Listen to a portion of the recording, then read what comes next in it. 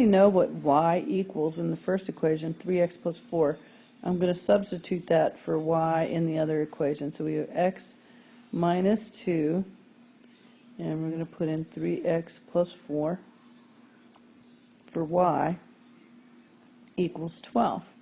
And now we want to distribute. Negative 2 times 3x is minus 6x, and negative 2 times positive 4 is negative 8, equals 12. So we have minus 5x. We're going to add 8 to both sides. So you have minus 5x equals 20. Divide by negative 5. And you get x equals negative 4.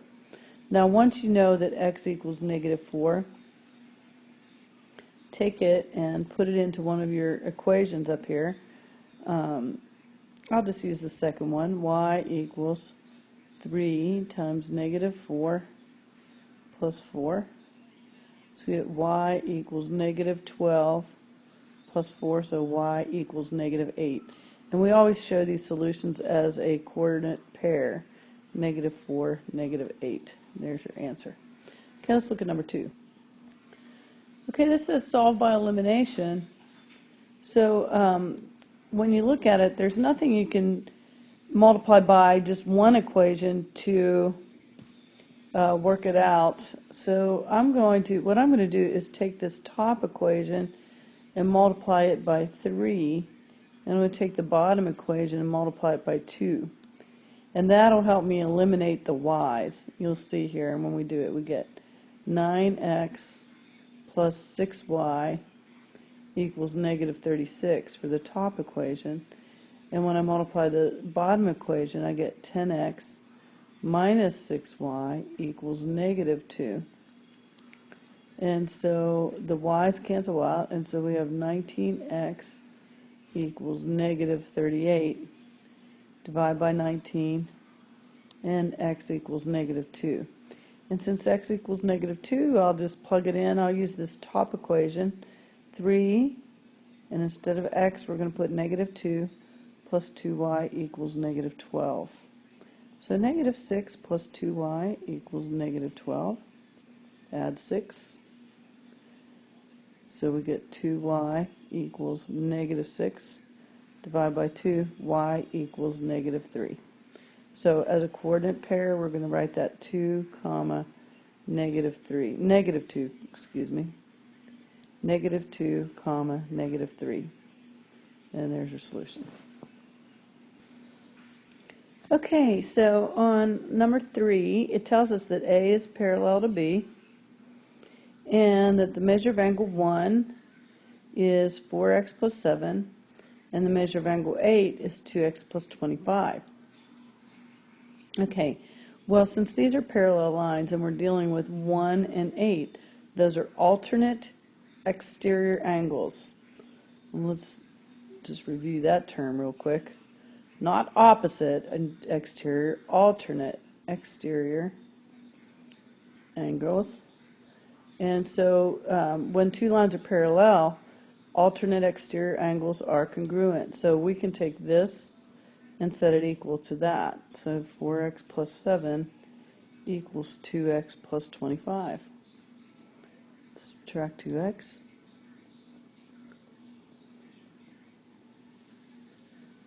Subtract 7.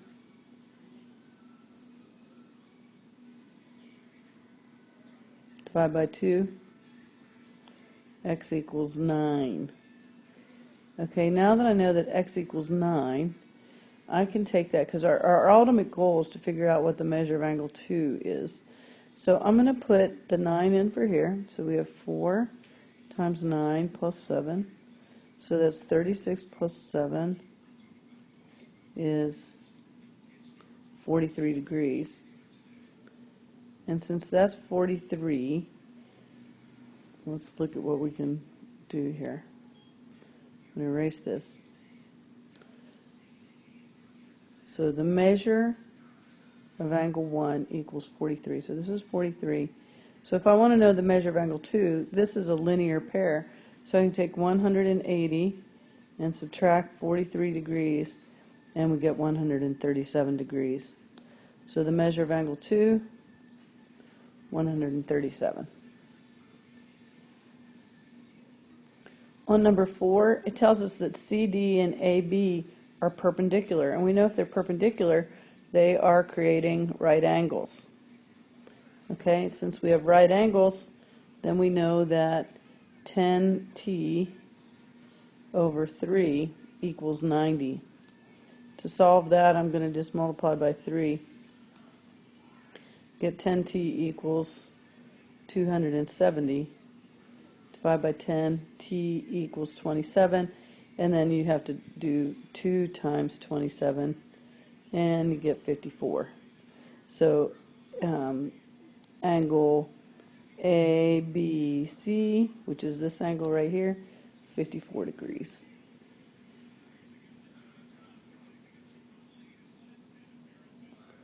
Okay, let's look at number 5.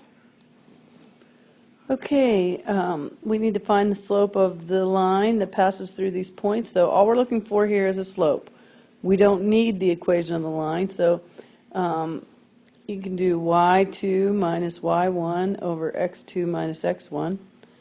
Or we could just make a little t-chart, xy, 4, -7, -2, -3. And we need to find the change in y over the change in x. So the change from -7 to -3 is +4. And the change from +4 down to -2 is -6. And we don't ever want to leave it in this form. We need to reduce, and so divide by 2 over 2 and you get -2 over 3. Which of course is what you're going to get if you do -3 minus -7 is going to be +7, -2 minus 4. Either way, we're going to get the same thing. Now, number 6, it says find the slope of a line perpendicular to one that contains these points. Okay, so once again, I'm going to do a little t-chart to get the original slope. We have 2, 3, and -4, 5. So the change in y is going up 2, and the change in x is down 6. So we want to reduce that and call it -1/3. Now, to get perpendicular slope, the perpendicular slope is going to be the opposite. So the opposite of negative is positive, and then reciprocal, which means to flip it. So +3 over 1. So that equals 3. There's your perpendicular slope. Okay, number 7 says write the equation of the line that passes through these 2 points. Well, the first thing we're going to have to do is figure out what is the slope. So I think I'm going to continue with just finding the change in y over the change in x by looking at it in a table. Right here we've gone down 1, and this we've gone up 1. So we have a slope of -1. Now, to get the line, you have to take one of these points. It doesn't matter which one. If you have a point and a slope, you can use point-slope form to find the line. So point-slope form goes y minus y1 is equal to the slope times x minus x1. And so we're going to say y minus, and let's look, here's x1, y1, y minus 2 is equal to the slope -1 times x, and here's our x, minus 3. Y minus 2 equals -x plus 3. So we're going to add 2 to both sides. And y equals -x plus 5. Now, the other way you could do it would be to do like this. Y equals mx plus b. And let's plug in what we know. It doesn't matter which point. Here, we'll use this point this time. Put in 1 for y. Put in -1. We have our slope, -1. and then 4 for x plus b. So we have 1 equals negative 4 plus b. So we're going to add 4 to both sides. So 5 is equal to b. So there's b, which is your y-intercept. Here's our slope, negative 1. So y equals negative 1x plus 5. Same answer we got using point-slope form. So either way will work. Okay, on number 8, we've got to find all the measures of missing angles. So let's see what we can figure out just to begin with. So for starters, we've got vertical angles, and vertical angles are congruent. So we know that angle 2 is going to be 110.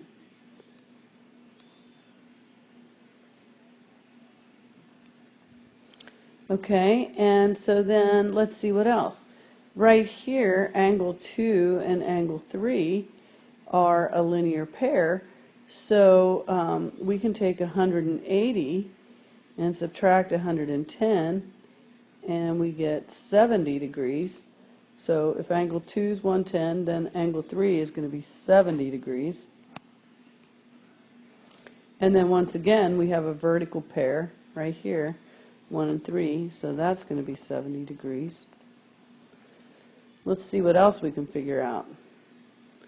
Well, I see here that angle 7 and angle, this 155, that's a linear pair.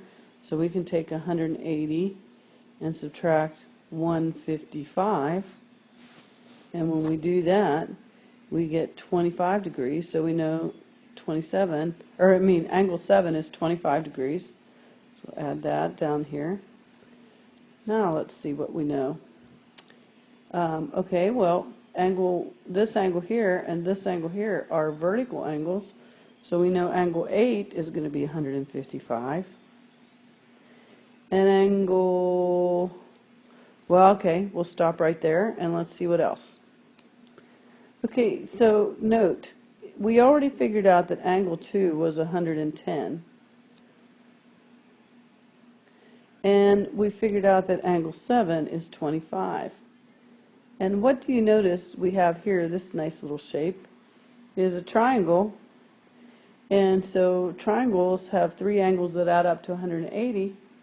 So we're going to take 180 and subtract 135. And that means that angle 5 is going to be 45 degrees.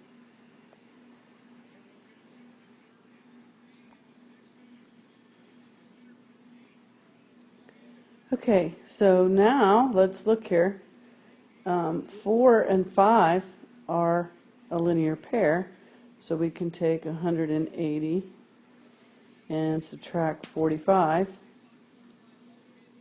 and we find out that angle 4 is 135 degrees.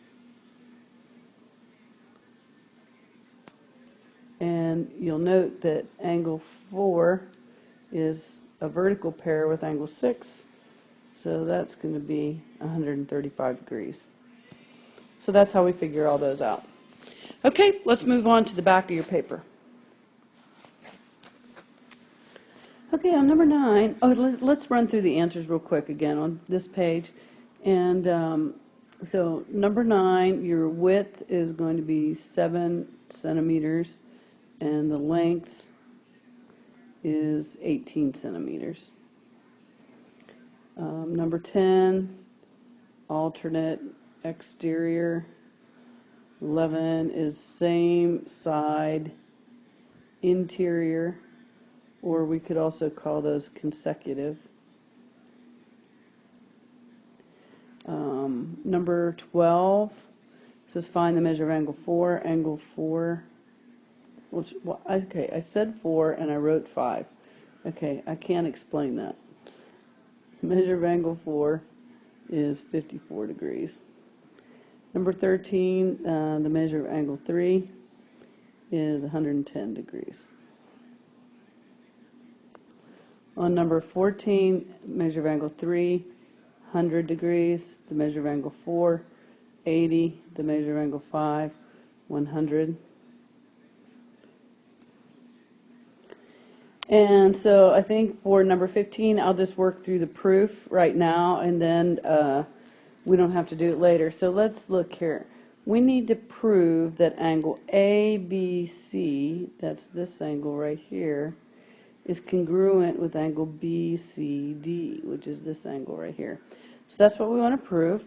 So let's start by doing one of our givens. AB is perpendicular to BC. Line segments, we know that because it's given. Okay, now what do we know as a result of that?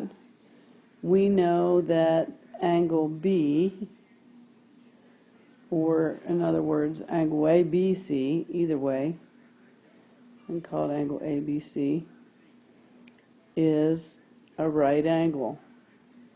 And how do we know that? We know that because of definition of perpendicular lines. Okay, and then line segment BC is perpendicular with CD. How do I know that? Given. And so angle BCD is a right angle. How do I know that? Definition of perpendicular lines. And so therefore angle ABC is congruent with angle BCD. How do I know that? All right angles are congruent. Okay, so let's go back up to the top and I'll work out those problems for you. Okay, it says the length of a rectangle is 4 more than twice the width. The perimeter is 50. Find the length and the width. So let's draw a rectangle.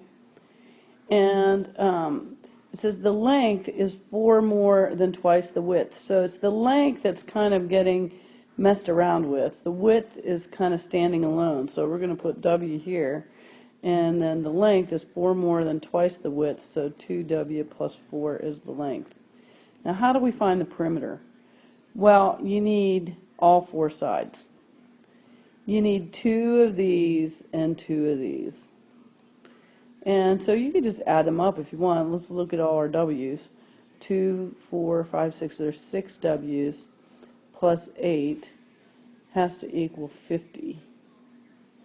So we subtract 8 and 6W equals 42. Divide by 6 and the width is 7 centimeters. And once I know that, plug it back into here. 2 times 7 plus 4 is 14 plus 4 equals 18. So the length is 18 centimeters. If you're unsure if you did it right, add them up and double it. You know, just find your perimeter and make sure it comes out to 50.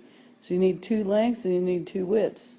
So sure enough, 18 times 2 is 36, 7 times 2 is 14, and that equals 50, which is what our perimeter should be. Okay, let's look at the next part.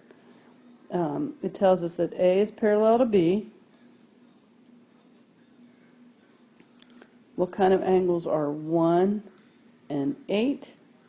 Those are alternate exterior. Alternate, not opposite, alternate, use the right word, alternate exterior angles. What type of angles are 4 and 6? Those are same side, interior, or we can call those consecutive. How about we do a couple more here that aren't actually on the page? What about angles 1 and 5? Those are corresponding.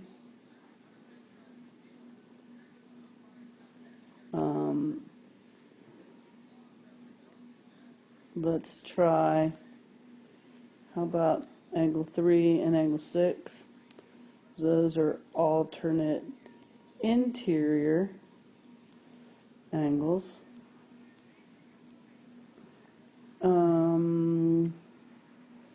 I think we've covered 5 and 8 are vertical, 5 and 6 are a linear pair. Okay, so that should help you out. Okay, on number 12, it says that the measure of angle 3 is 4x plus 18, and the measure of angle 5 is x plus 27. So we need to find the measure of angle 4. Well, what do we know about these two angles? Those are same side interior. So we know those two add up to 180. So we can take 4x plus 18 and x plus 27, add those together and set them equal to 180. So let's just do that. 4x plus x is 5x plus 18 plus 27 is going to be 45 equals 180. Subtract 45 and you get 5x equals 135. Divide by 5 and x equals 27. So let's see how that helps us.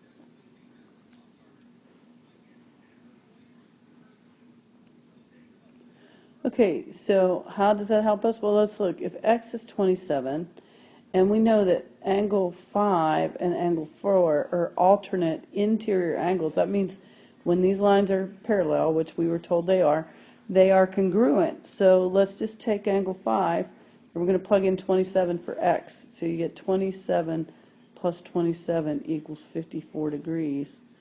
And so we know that the measure of angle 4 equals 54.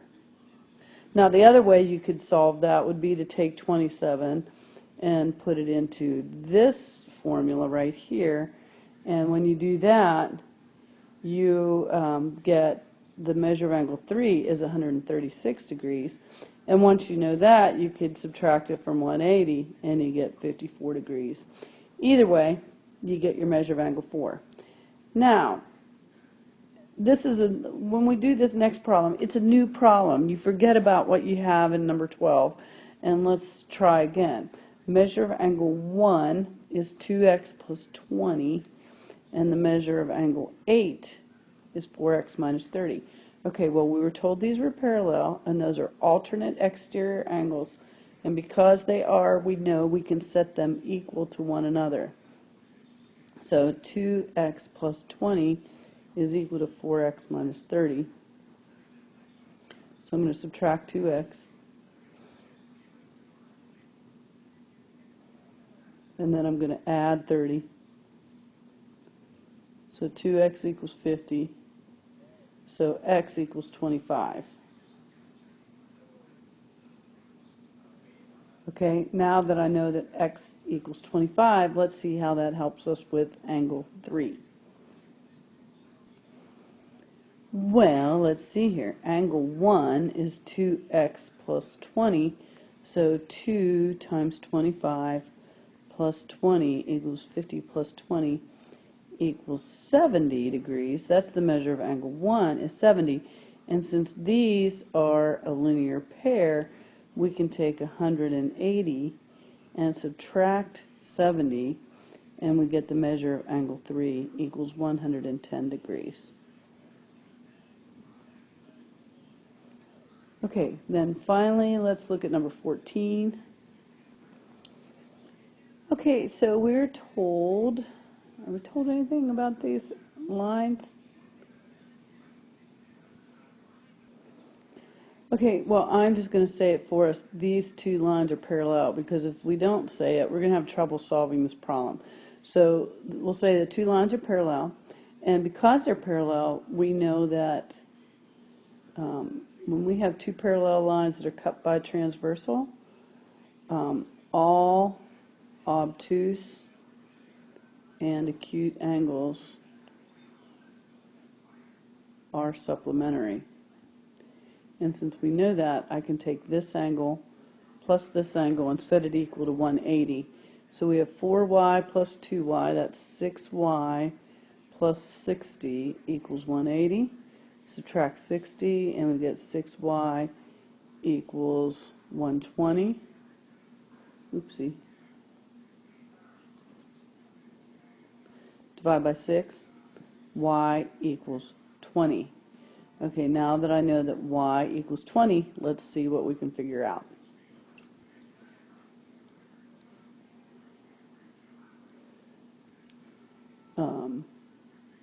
So we're going to take 4y plus 20 would be 4 times 20 plus 20 equals 100.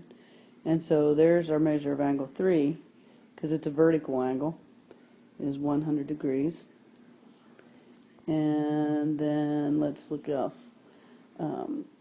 If this is 100, this is a linear pair, so we know the measure of angle 4 is going to be 80 degrees, because 180 minus 100, 80 degrees. And let's see here, the measure of angle 5, since we know that this angle right here was 100, these are corresponding, so the measure of angle 5 is going to be 100 degrees. Okay, I already did the proof for you. I think I'm going to stop right here on these first 2 pages, and I'll do the other 2 pages on a separate video. Okay, bye.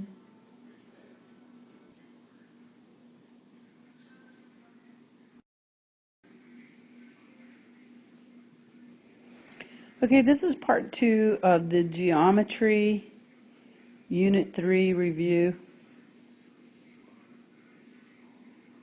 And this is the second 2 pages. Okay, so we're going to start with question 16. It's proof, and we are told that M is parallel to N, and angle 2 is congruent with angle 4. And so let's write M and N on this side as well. So we want to prove that A is parallel to B. So let's start with the fact that M is parallel to N. That's given. Now what we need to do in order to prove that A is parallel to B, we're going to have to figure out a way to make a connection between angle 4 and angle 3. Because those two, if A and B are parallel, those two would be congruent. So if we can prove that these 2 angles are congruent, then we can prove that A and B are parallel. So let's think about that. How can we get from 2 being congruent with 4 to making a connection with 3? So somehow we're going to have to do transitive property eventually. So let's see here. We know that M is parallel with N, so we know that angle 2 is congruent with angle 3, right? Because these 2 lines are parallel. And the way we know that, we're going to say if 2 lines are parallel, then alternate interior angles are congruent. Okay, and let's see what else. We know that angle 2 is congruent with angle 4. How do we know that? Bada bing, bada boom. Given. Okay, so now we have a little connection here because these 2 are the same. So if angle 2 is congruent to angle 3 and angle 2 is congruent to angle 4, we can say that angle 3 is congruent to angle 4. And how do we know that? Transitive property of congruence. So now that we've proved that angle 3 is congruent with angle 4, we can say that A is parallel to B. And remember, I've told you this before, these are the 2 statements that we're dealing with. Which one came first? The one about the angles being congruent. So that's what we start with in our proof. We say if. And what kind of angles are those? Corresponding angles are congruent. Then 2 lines are parallel. And there your proof is finished. Okay, let's look at number 17. Okay, so on number 17, we're given that line HV is parallel to UT, and that 6 is congruent to 7, those two angles, and we want to prove that 7 is congruent to 8. So let's try and map out a little plan here. I think it might be helpful for you to see if we were to extend these lines like this. You can kind of see that you've got the two parallel lines, and here's our transversals kind of coming through like that. Okay, so our ultimate goal is to prove that 7 is congruent with 8. And right now we've been given that 6 is congruent with 7. So somehow we are going to have to make a connection between the angles. So let's see how we can do that. Let's start with our given. HV, line HV, is parallel to line UT. And that's given. Okay, now what do we know about that? What can we prove here? If these two lines are parallel, looky here, what can we say about these two angles? We can say that angle 6 is congruent with angle 8. How do I know that? Because if two lines are parallel and they're cut by a transversal, then corresponding angles are congruent.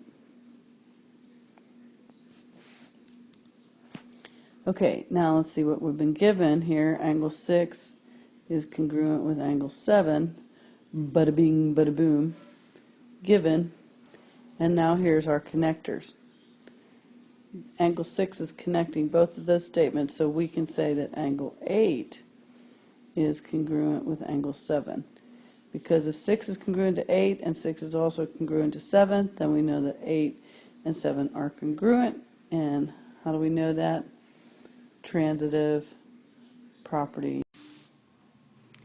Okay, this is going to be a very brief run through on page 3 of your review, which for whatever reason I didn't have on mine yesterday when I did these videos. So let's do it real quick. Highlight two SKU lines. So here I'm going to highlight one here. I'm going to highlight one here. Now there's lots of other pairs of SKU lines, but those are the two I chose. Do they intersect? No.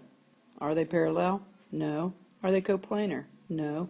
Nor will they ever be when they're SKU lines. Never going to intersect, never going to be parallel, never going to be on the same plane.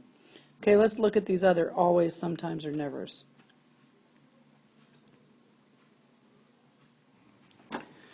Okay, if two lines are cut by a transversal, corresponding angles are, I hope you're going to write, sometimes congruent. Keyword is missing here. They didn't put parallel lines. Look, on my little example, on this top one, and we'll call that example A, parallel lines, your corresponding angles are going to be congruent. But on example B, this middle one, on this one, we don't have parallel lines, and so my corresponding angles are not going to be congruent. Okay? Well, it's not numbered, but the next one, vertical angles are always congruent. Doesn't matter what your lines look like. As long as they intersect like that, the opposite angles are going to be congruent. Okay, vertical.